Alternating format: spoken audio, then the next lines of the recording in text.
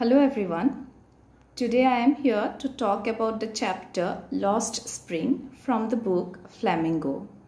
But before that, let us learn a few things about its author, Ernest Young. She was born in 1944. She started her career in writing with the Youth Times, a Times of India publication, where she worked as a journalist and editor. Unveiling India, published in 1987, is her most noted work as an author. Through this book, she explores the life of Indian women, particularly Muslim ladies, behind a veil. In her book Lost Spring, The Stories of Stolen Childhood, one finds case studies of children from deprived backgrounds. It includes stories of children who are victims of child labor or maltreated by alcoholic father or married off early or sexually abused.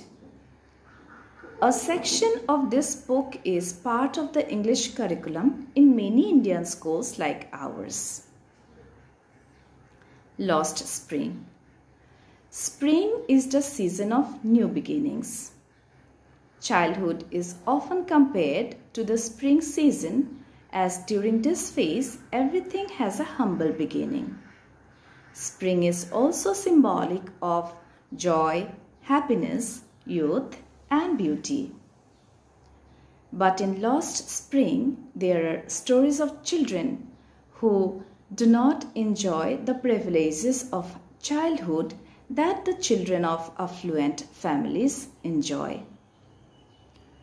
The author considers these children has lost their spring, or I'd rather say they have lost their childhood.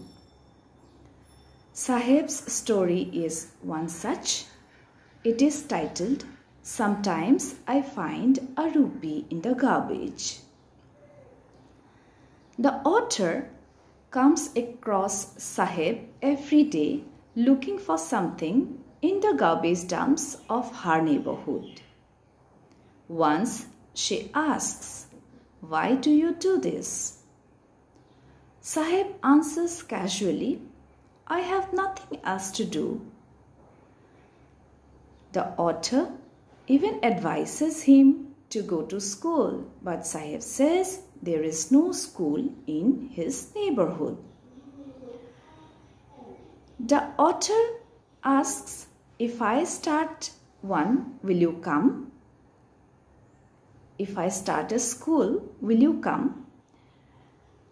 Saheb answers, smiling broadly, "Yes." But the author feels very embarrassed when, after some days, this young little kid comes running to her to inquire if her school was ready. She made a promise that was never meant to be fulfilled. Saheb's full name is Saheb-e-Alam, which means Lord of the Universe. It is quite ironical that this Saheb-e-Alam is just a young barefoot rag picker. The author has often seen children walking barefoot in India. Some say it is a tradition to stay barefoot, but the author feels it is only an excuse to hide their poverty. However, the author has seen certain young boys, like the son of a particular priest, wearing shoes, but it is quite obvious that this only shows two different pictures of the same society. Saheb's family originally belongs to Dhaka, Bangladesh. They now live in Simapuri, a place on the outskirts of Delhi. Simapuri is a settlement of more than 10,000 rag pickers who live in small, little, miserable, broken huts. There is no sewage, drainage, or running water facilities. All have to work for survival. Thus we get this young army of barefoot boys like Saheb. They are rag pickers. Now students, do you all know who a rag picker is? A rag picker is a person who picks rags and other waste materials from the streets and refuse heaps, etc. for a livelihood. Scraps of cloth and paper could be turned into cardboards. Broken glass could be melted down and reused. Even dead cats and dogs could be skinned to make new things. Now, doesn't this seem to be quite a tough job for young children? Saheb's original home was set amidst the beautiful green fields of Dhaka. But they had to leave in search of fortune as natural calamities like cyclonic storms had swept away their fields and homes.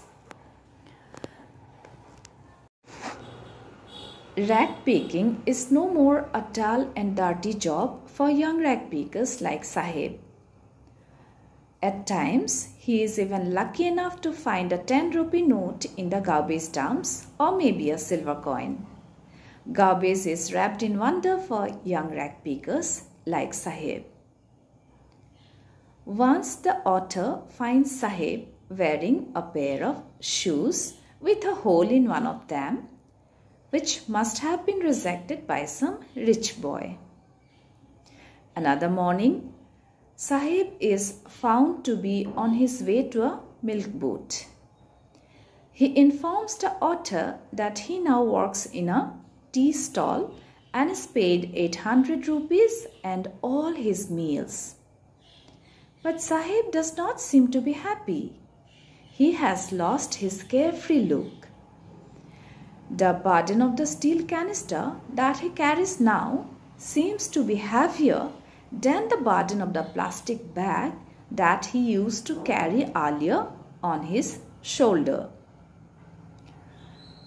Saheb is no longer his own master. He is only a servant now. So this is the heart-rending story of Saheb in Lost Spring. In my next video, we'll be dealing with the other story, the story of Mukesh.